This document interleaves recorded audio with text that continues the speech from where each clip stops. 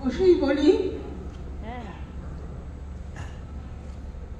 তপন সিনহা যখন জন্মেছিলেন সেই সময় কে কে ছিলেন?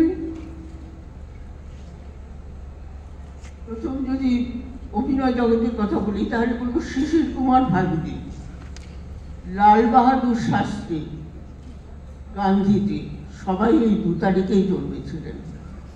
সেই জন্য তপন সিনহা ওই রকম জায়গারই একটা মানুষ। উনি যদি অভিনয় করতেন তাহলে উনি একটা অন্য জায়গায় গিয়ে পৌঁছতেন। কেননা যখন দেখেছি যে একে ওকে তাকে দেখিয়ে দিচ্ছেন তখনই বুঝতাম যে উনি কি জানেন না, গান খুব ভালোই জানতেন। গান অনেক সময় একটু আধটু গান গেয়েছেন শুনেছি। বাঁশি খুব সুন্দর বাজাতে পারতেন।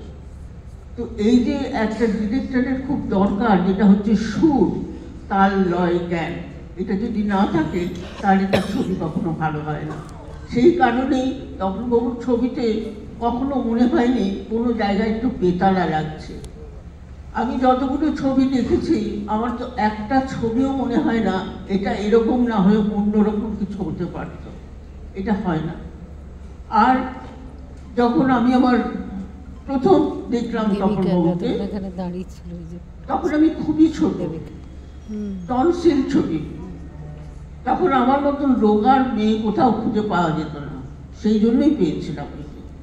যখন গেলাম তখন দেখলাম যে একদম ফর্সা ধবধবে সাহেবের মতন একটি মানুষ।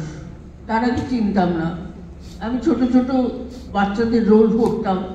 সেই হিসেবে যিনি মেকআপ ম্যান ছিলেন তখনকার দিনে, তিনি একটা পোস্টকার্ডে চিঠি লিখে পাঠিয়েছিলেন যে ইন্দ্রপুরী স্টুডিওতে তুমি এই সময় আসবে, তোমাকে একজন দেখবে, তার নাম তপন সিনহা।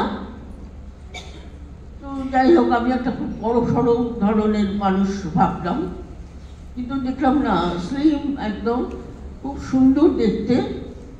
তারপরে উনি বললেন তুমি দাঁড়াও। তা আমি দাঁড়িয়ে থাকলাম। উনি টেবিলের ওপর বসে আমাকে দেখলেন, অনেকক্ষণ ধরে দেখলেন। দেখার পর বললেন ঠিক আছে তুমি এবার যাও। তাই বললাম যাও মানে যাও, কিন্তু যাও মানে যাওয়া হয়নি, এখানে যাও মানে আসা হয়েছে। পরে আমি ওই টনসিলের রোলটা করেছিলাম এবং সেই থেকেই তপনবাবু হয়তো ভীষণ স্নেহ করতেন আমাকে। আস্তে আস্তে কোথায় একটা ঘরের মানুষ হয়ে গেলেন।